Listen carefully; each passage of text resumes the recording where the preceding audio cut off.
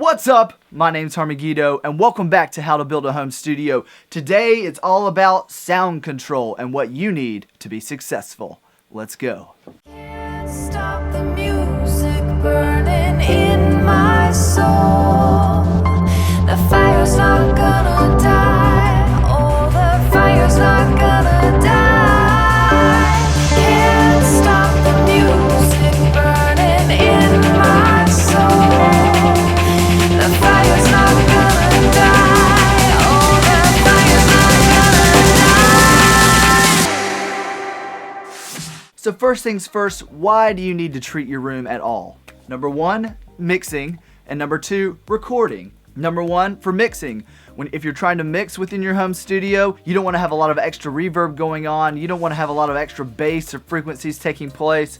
You want to try to get the most accurate mix possible coming out of your monitors. And number two, recording. If you're recording in your home studio, which probably you are because it's a home studio, you want to get the cleanest signal possible, which means not a whole lot of reverb from the room taking place. You want a dry signal, kind of like when you go into a vocal booth, you just want dry because you're going to add the reverb and all the EQ and all the other effects later in the mix. So you're really wanting something that's going to be deadened, a deadened sound. This is not some major studio drum room recording where you've got this awesome natural reverb taking place. You're in a home studio and you're trying to do either vocals, doing guitars, other instruments like that. You're wanting to try to get the most controlled sound possible. So there are a lot of options when it comes to treating sound. And today I'm going to give you 4 options that's going to make you more successful. Everything that I talk about today, I'm going to put links down below. The first option I'm going to show you today is incredibly cheap. And I love it. It's great for any producer. I even see these things in studios like Dr. Luke and Max Martin. These guys are working with the Britney Spears, the Backstreet Boys, you know, a lot of other musicians, but I'm saying these guys are at the top of their game and they're using these things in the studio. Packing blankets. You know, what you would pack something with. So packing blankets are incredible. So you can either nail these to the wall if you want to try and deaden the walls around you. Another thing you can do with these things is to build your own vocal booth with like 2x4s or something like that, kind of makeshift it up. Packing blankets is an industry secret. So the next thing on my list is studio foam, particularly Auralex studio foam, which I'll put a link down below. Now, there's a lot of studio foam out there. I kind of have mixed feelings about it. I've never really had the best luck with studio foam in terms of like the ones that you can kind of mount on the walls. Yes, it will stop some reflection, but at the same time, it's not the best that you could use.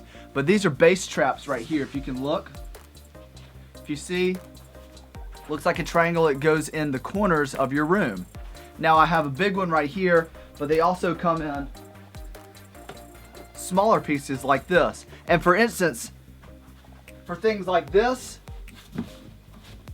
because you don't really want reflections out of the corners because that's where the sound could bounce.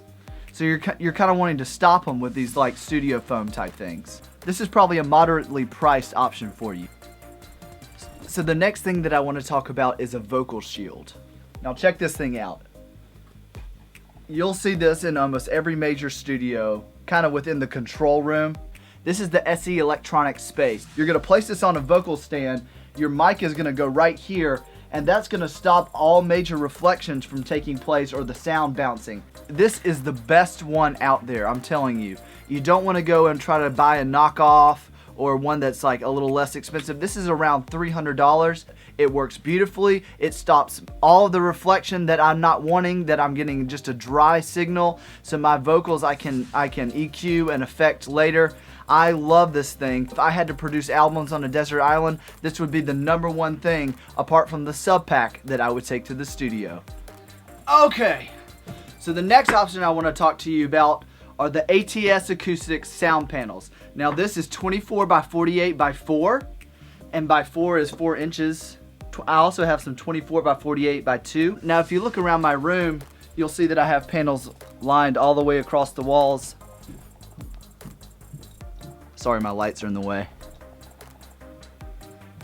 So you're wanting everything spaced symmetrical and even across your room. You don't want a panel over here or a panel over here.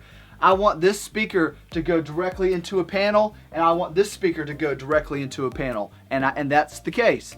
Now, these things are going to cost you, let's see, one panel like this is around $65. And I have 1, 2, 3, 4, 5, 6, 7, 8, 9, 10, 11 of these in my room. And so you can kind of do the math right there. This is probably the most expensive option that I'm gonna give you. But if you combine this option with a vocal shield, which is what I would highly suggest, or if you wanted to go the packing blankets with the vocal shield, that's where I would start if you're just starting out. Now, if you're ready to make an upgrade and you're really ready to make an investment, I would say sound panels and the vocal shield. Those would be your best options. I love ATS Acoustics. The foam within mine are the Owens Cornering, which is the best of the best. You can get these on Amazon.com, and I'll put a link down below. Thanks for tuning in to another episode of How to Build Your Home Studio. My name is Megiddo. You've been wonderful. Please like and subscribe, and I'll see you later.